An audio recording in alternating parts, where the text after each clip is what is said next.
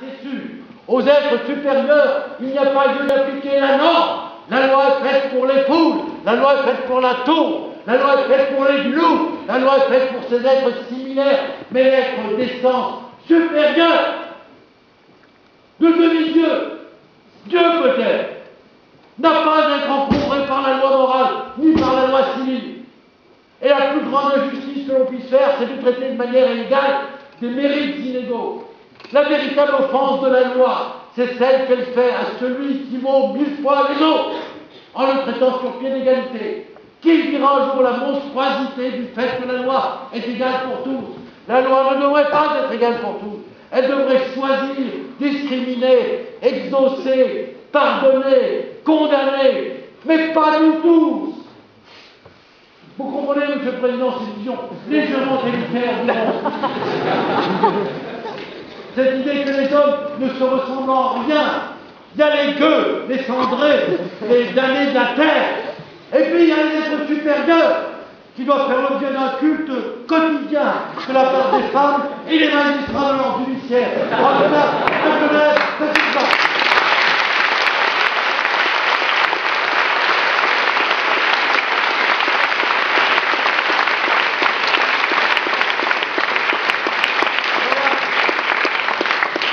Voilà l'argument auquel Célestin a renoncé et qu'il m'aurait tant voulu plus de plaider si j'avais eu l'honneur d'être l'avocat de Saint-Denis.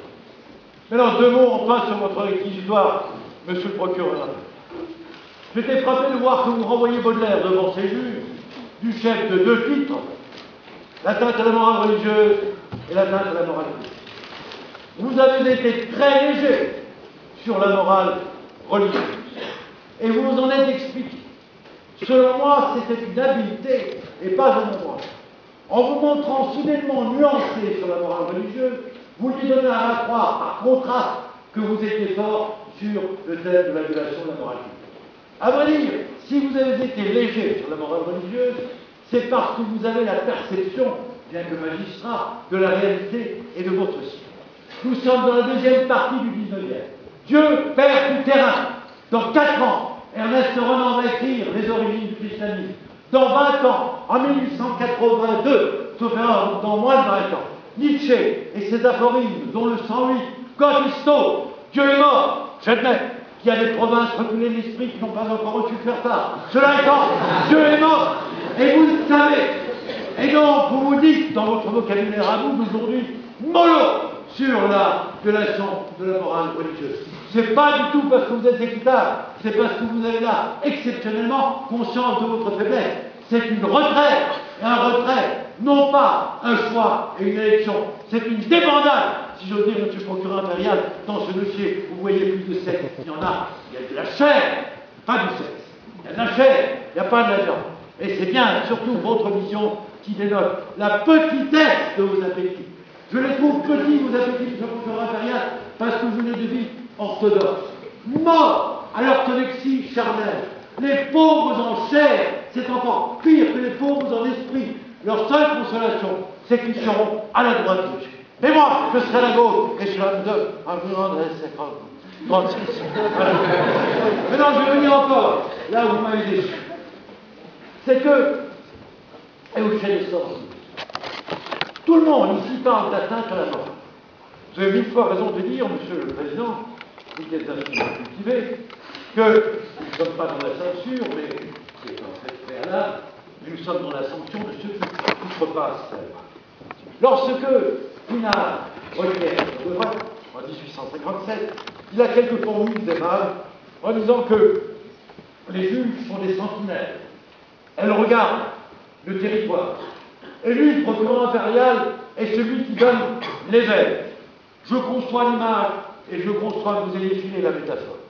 Mais il manque cruellement à cette image-là. D'ailleurs, au cours de l'image, lorsqu'on ne sait pas les mots, la métaphore est toujours un abandon du vocabulaire. Enfin, ça c'est une autre opinion. Mais, si, monsieur le procureur général, monsieur le procureur, vous avez dit qu'il appartenait aux juges, cela, de veiller sur le territoire, n'eût-il pas été raisonnable que vous en définissiez les limites? De quel territoire parlez-vous? Il ne suffit pas de dire qu'une contrée existe, il ne suffit pas de dire qu'elle a des limites et que vous seriez vigie aveugle ou sentinelle, celui par quel l'éveil des juges est sollicité. Encore faudrait-il dire sur quoi doivent-ils régner, de quelle paix sont-ils les gardiens.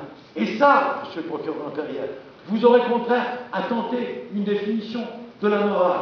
Alors vous me direz, Dura, Novik, Couriat, je n'ai pas besoin de définir la morale, ils le savent.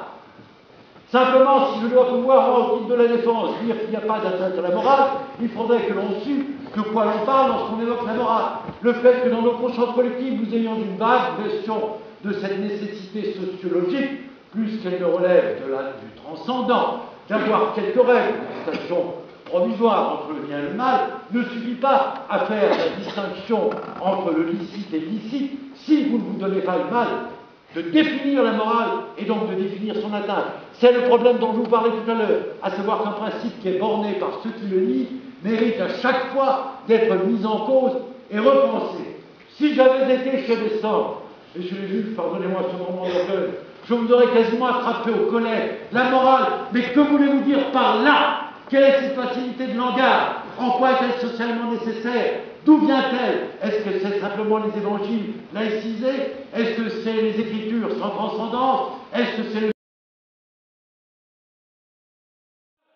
Vous savez qu'en Genève, on ne pouvait pas dire l'amour, le faire éventuellement, à des fins procréatrices exclusivement. On ne pouvait pas dire l'amour ni l'amitié, parce que tout ce qui est joie et verbe est une dérogation à ce tête-à-tête que le protestant veut avoir avec le Très-Haut. Cette relation épurée, monsieur le procureur, je veux vous dire, vous mériteriez d'être protestant. Et je vous assure que je ne le dis pas comme un compliment singulier. Il m'est arrivé de dire qu'un protestant, c'est un catholique constipé. Assurément, vous seriez de cela. Alors, j'en reviens maintenant à l'argument enfin, parce que l'argument que Chélistan aurait dû plaider, mes amis, et auquel il n'a pas su. C'est un argument un peu politique. C'est pour ça qu'ici je baisse un ton et que je fais très attention à ce que je dis. Baudelaire est un écrivain de droite.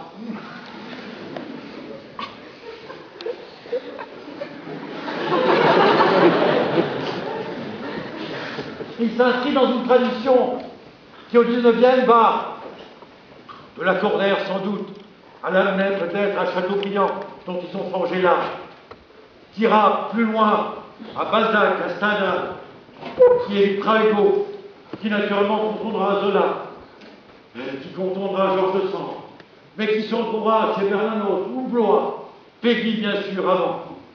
Il y a cette tradition. Qu'est-ce que c'est qu'un écrivain de droite? Je vous raconte, je connais un peu, moi qui n'ai jamais écrit une livre, mais qui les lit. Un écrivain de droite a d'abord une posture philosophique. Il est contre les Lumières. Il a une posture historique. Il est contre la Révolution française. À cet égard, il est un anti-moderne. Il a une position, une posture existentielle. Il est pessimiste, religieux. Il croit au péché originel.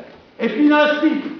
La vitupération, l'imprécation, le style sublime selon Longin, que vous connaissez, puisque vous en avez lu la traduction de Longinus par Boileau. Ça, c'est pour donner à croire qu'il est infiniment savant et pour souligner que je ne suis pas tout à fait ignorant. Maintenant que j'ai dit ça, il est un écrivain de droit.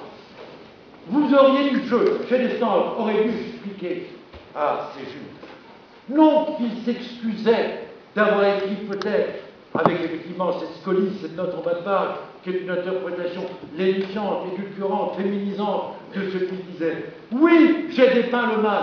Oui, j'ai voulu exalter ou mettre en évidence le mal. Pourquoi? Parce que le mal n'est pas un accident du bien.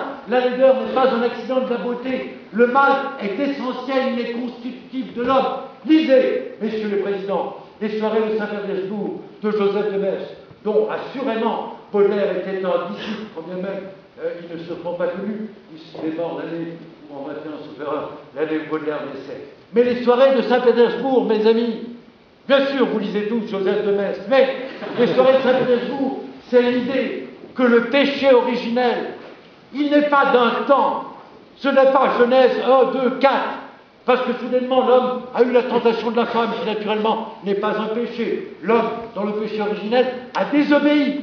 Parce que les dieux s'accommodent de la chair, mais non pas de la désobéissance. Et assurément, si la désobéissance a pour effet que l'on convoite l'arbre de la connaissance, s'il y a quelque chose que Dieu hait, c'est les insoumis et ceux qui savent. Il n'aime que les dociles et les ignorants. C'est la condition première et sublime de la foi, Monsieur le Président. Credo qui absurdum, je ne comprends pas tant je crois. Quand les dieux se mettent à être explicites, les églises se vident. C'est ainsi d'ailleurs depuis que la messe n'est plus dite en latin, en tout cas chez nous, c'est effrayant. Elle est dite en langue vulgaire. Plus personne n'arrive à suivre cette poésie des petits acabits du temps où elle était dite en latin. On sait, pas moi, mais les autres, qui n'en avaient pas fait, s'extasiaient du mystère. Alors, j'en reviens au mal et au mythe Saint-Perfectus. La thèse de Baudelaire, c'est que le mal est primordial, que le mal est majeur, que le mal vaut 1000 fois le bien, non seulement parce que le mal triomphe, mais parce qu'il permet parfois, par une réaction que l'on croit salutaire, au bien de pointe. Il est la condition du bien.